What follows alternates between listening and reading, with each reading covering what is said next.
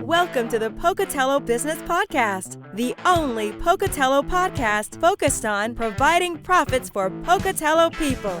If you love our town and love small business, you are in the right place. We interview local legends, learn business, and have way too much fun doing it. You're listening to the Pocatello Business Podcast with your friend, host, all-around great guy, and owner of Nucleane Commercial Cleaning, Spencer Ward. All right. Welcome to another episode of the Pocatello Business Podcast. As you see this virtual background behind me, I'm not really on this mountaintop. Fooled you. It is a photo by Rob Kirkham. The guy's a brilliant photographer here in town. So if you want copies of this photo, you need to contact him. This is one of my favorites. Overlooking the hospital with some sunlight coming through, a little sunset action. It's beautiful. Those who are listening on this podcast, I'm sorry, but the Facebook people are getting to see this. So today you get me, mano y mano. You're wondering, who the heck is this guy, Spencer Ward, and why is he starting this podcast for business in Pocatello? Well, I'm here to set the record straight. I'm here to make things a little easier for you to understand and who I am and what I'm doing here. We'll start off, I'm a local business owner here. I own Nucleane Commercial Cleaning. We've been in business now for over 7 years. And I just love learning about business. But let's take you back a little bit. Let's help you understand who I am. I grew up in a small farm town called Aberdeen, and I was there until 2003 when I graduated Aberdeen High School. During my stay there, when I lived there, I learned manual labor. You don't get to live in a farm town like that and not know how to do some manual labor, picking some clods, throwing rock, hoeing beets, a job that doesn't even exist anymore because of modern day technology. Where was that back in the day? Gosh dang it. So I learned manual labor, which is one thing I will make sure my kids know how to do. They need to know manual labor. They also need to have a service industry job so they know how to treat people and aren't little pukes as they grow up. So I grew up in Aberdeen, graduated in 2003. So after I graduated high school, I went and volunteered to serve a mission for the Church of Jesus Christ of Latter-day Saints. I served in Zambia, Zimbabwe, and Malawi in Southern Africa. Pretty cool place, super hot.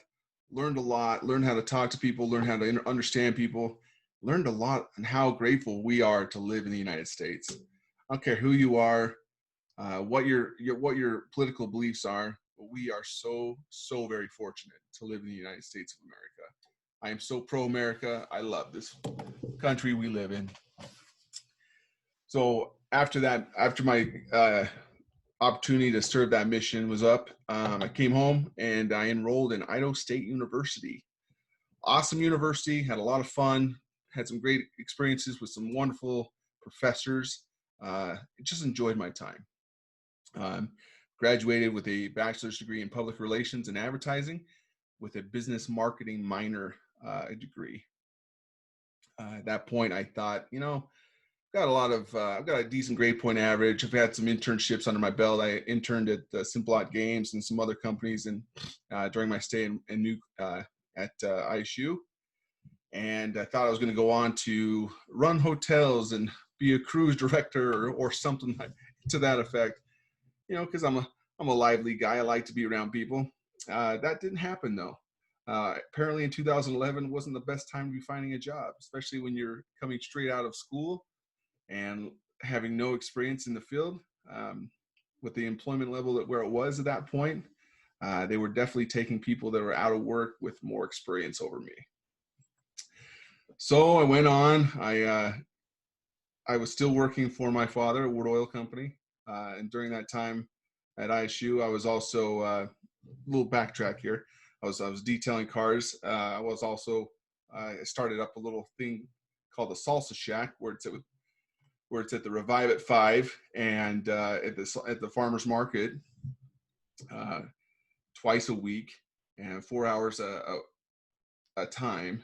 And I was literally doing the Jamba Juice of selling salsa. I was custom ordering. You could custom order 2 different types of salsa. You could make it as hot as you wanted. And each time I went there was 2 different types of salsa.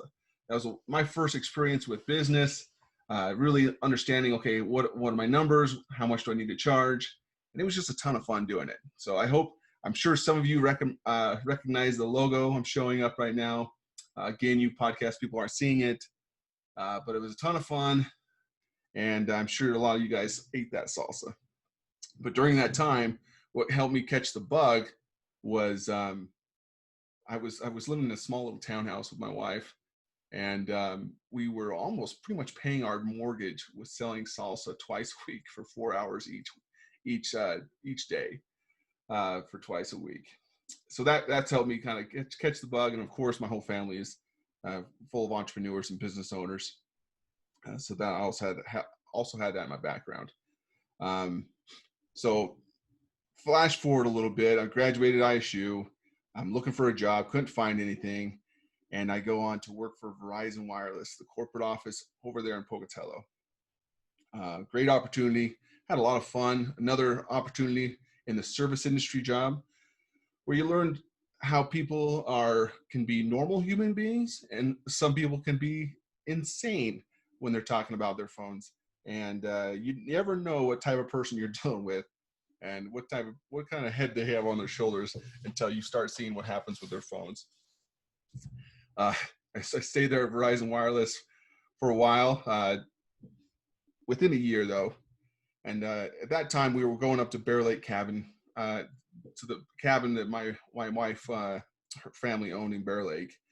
And I was looking around at all these $1 million cabins thinking, man, there's gotta be, I wonder if there's any company up there that's cleaning these cabins. Did a little research, and there was, not a lot. There wasn't a lot of options up there. So I started going up there with little tearaway pieces of paper you see all around town for lawn mowing and everything else, or missing pet information, little tabs you can pull off. Hey, about us cleaning cabins, and we call ourselves Bear Lake Cabin Cleaners. And another little picture here. And we went up, and I remember one of the first jobs I got, it was a deep clean of this massive cabin. It was massive. And of course, it was too big for me to do just in one day, and they needed it done in one day. So I subcontracted my wife, or more of a slave labor, have my wife come in. Of course, she was going to take all my money anyways. She came in. We worked like dogs that whole day, literally cleaning from the refrigerator up to the upper beams to cleaning their carpets at the end. It was insane. I rented all the equipment I needed. We made that thing look beautiful. And I think at that point, we charged her $1,000. And I didn't have any money at that time. I didn't have any money. And she paid us in cash, and she gave us $100 tip. And I remember walking out of that cabin, looking at my wife thinking, wow, like we've never held that much money in our hands ever. And it was amazing. So we said, you know what? This is something we think we can do. We definitely started a business doing this. And I started doing that. Went around knocking literally every door in Bear Lake, as many as I could, many that wouldn't kick me off out of their area. And ended up doing a lot of work for most of the property management companies in Bear Lake. I went up and was able to meet an awesome dude named Corey Doolin. Kind of changed the life of my business. And he was the manager of the World Mark by Wyndham over there in Garden City. And now he's the director of several states, I think, for World Mark by Wyndham.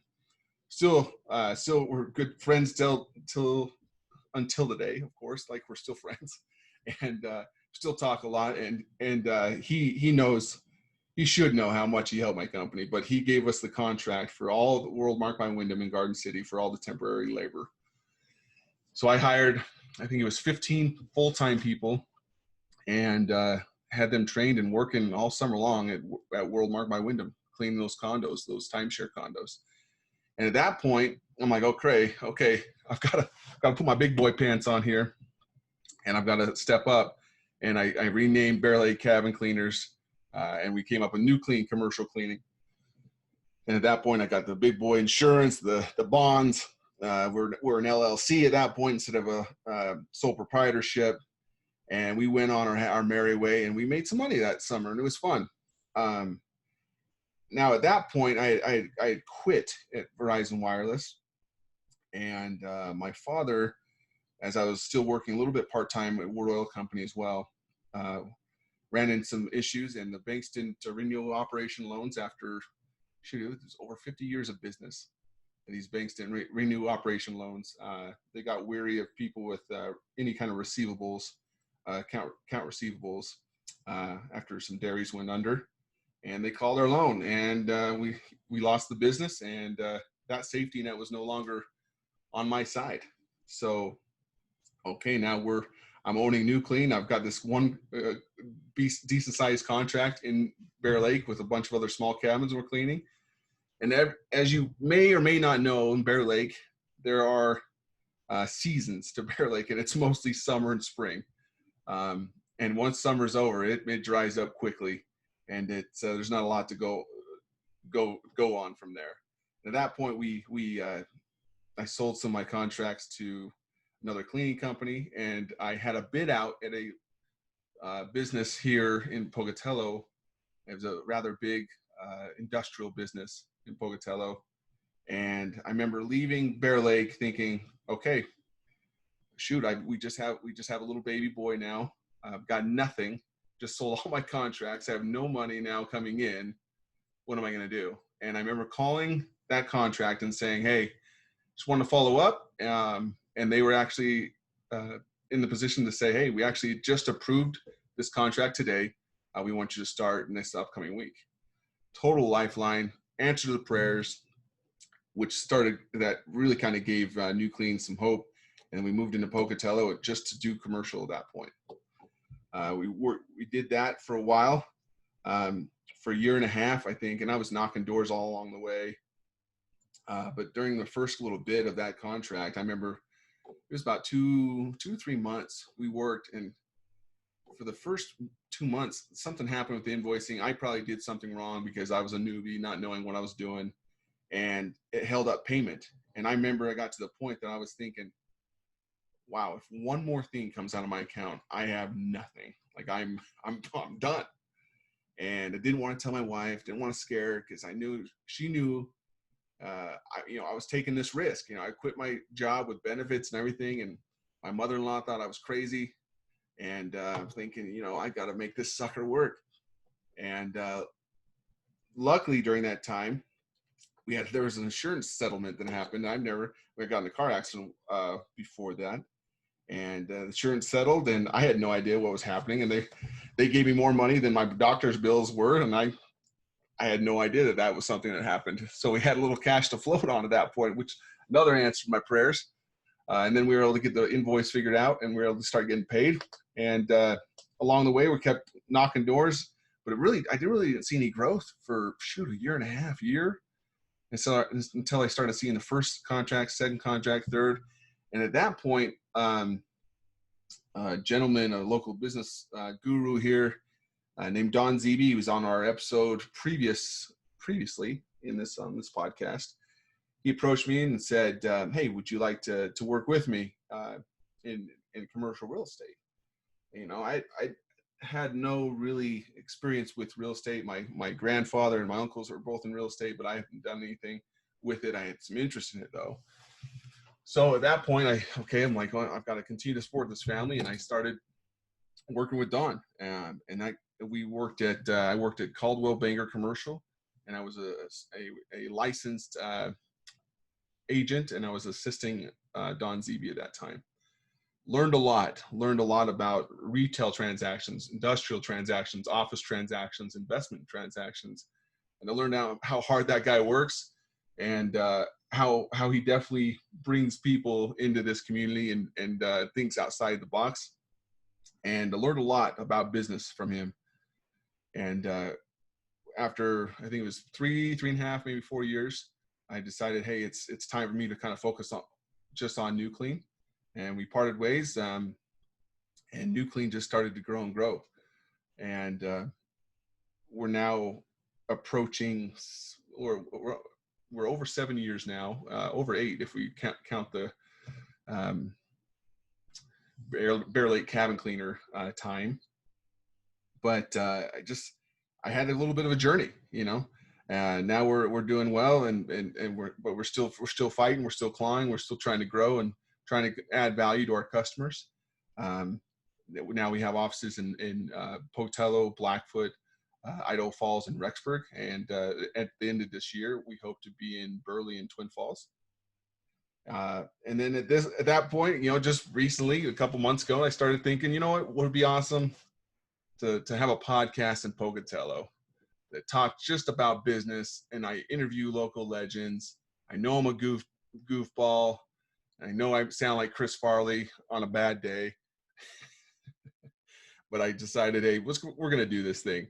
And I thought it was going to be a cool idea. And I think it is a good idea because we have a source now where people can come to who are interested in starting, growing, developing, improving their businesses in Pocatello by listening to these local legends that we've already had on the show already. We've had Messina Price, Jamie Finley, we've had James Rutke, Don Zeeby, Dane Simmons, Matt and Calais Sutton, just some awesome local legends so far. And I hope to get to interview everyone here locally. And it's a great opportunity for these people to come on to teach us and to learn about them and their business, and for them to have an opportunity to create a great piece of content for their own network. And we're all learning from each other. So that's a little bit about me. I'm the goofball that lives south of town here in Pocatello. Love these mountains, love our community. But if you are interested in being on the show, on the Pocatello Business Podcast, you can go to pocatellobusinesspodcast.com and apply to be on the show. You can also find us on our Facebook page. If you're watching us on listening to us on podcasts, you can find us on Spotify, Stitcher, iTunes, anywhere that you listen to podcasts, you can find us. Just the Pocatello Business Podcast. We hope to have you on the show. I hope you can subscribe to us, rate, review us, give us a good review. I know I'm goofy, but come on, give me a good review. Let's keep this thing rolling and have some fun. But if you'd ask anyone that's been on the show, they'll tell you for sure. I'm a goofball, but they're having a lot of fun talking about their business and who they are as business professionals. So that's me, guys. That's me in a nutshell. Come on to the show. Come talk about your business. If you're a manager or just interested in business, whatever, if you're a CEO to just wanting to start a business, let's talk and let's learn from each other. So go from there, guys. Thanks for joining me today. And like I said, find me, subscribe to me. That's the Pocatello Business Podcast, and give us a nice review. And we will talk to you a little later. Have a good one. Congratulations on spending a couple minutes getting just a little bit smarter, having some fun, and supporting the Pocatello business community. If you are feeling the love, make sure to subscribe, rate, and review on iTunes, Stitcher, or wherever you are.